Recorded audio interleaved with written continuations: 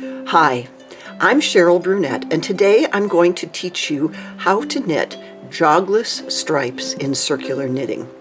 When you are involved in circular knitting, you are actually making a spiral rather than rows.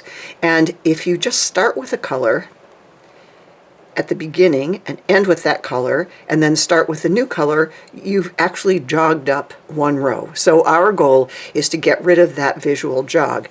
Now this is a technique that I tried from the internet. It's from a woman for whom I have actually a great deal of respect, and I had never tried this technique before, but I thought it was even worse than just a regular jog. So I said, okay, I'm just going to go back to the one I know works, which is the one that I learned from Meg Swanson, Elizabeth Zimmerman's daughter. You can always count on that duo, I'll tell you. So let me set this aside.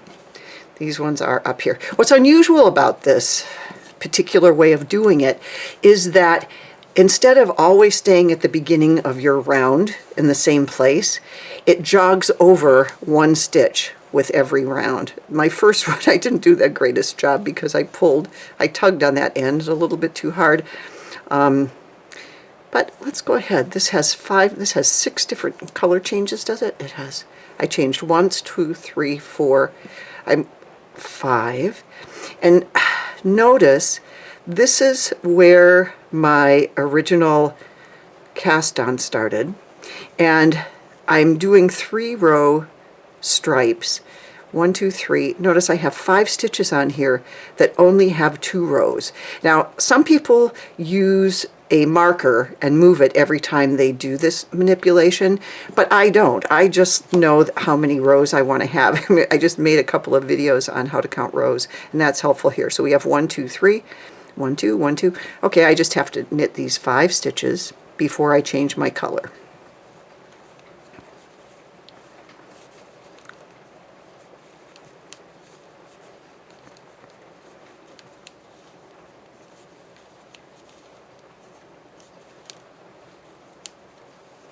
And now I'm going to put that down and bring this up from behind and just start knitting normally. Now you would think that this would be a problem, but I'm going to knit this entire round.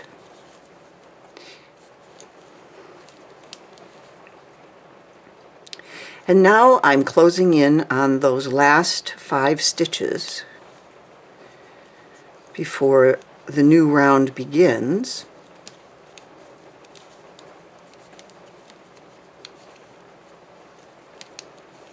And when you get to the first stitch of the new color, you go into the row below, lift that stitch onto the needle, and knit those 2 together.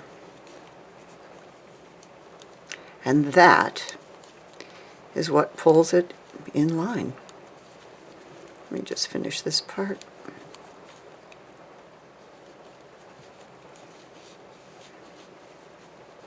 You can't quite see it here because you've got that difference, but you can see it down here, how well, there it was right there. I lifted the one right there, so you can see that it really is hardly noticeable. The jog is hardly noticeable at all, and that's what you want.